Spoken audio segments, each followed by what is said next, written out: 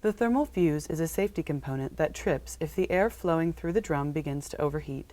A blocked exhaust vent is the most common reason the air overheats.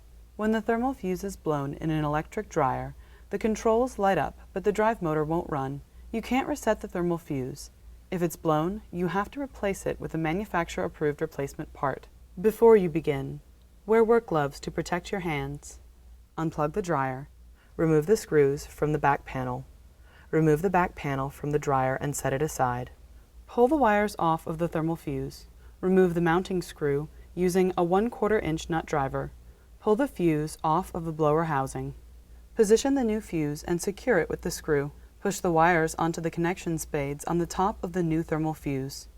Position the back panel on the back of the dryer. Line up the mounting screw holes. Insert the mounting screws and tighten them firmly. Plug the dryer into the wall outlet. To prevent the thermal fuse from blowing again soon, remove the flexible vent in the back of the dryer and clean the inside of the flexible vent hose. Clean the air duct going to the outside of your home with a duct cleaning brush. Vacuum the area to clean up dust.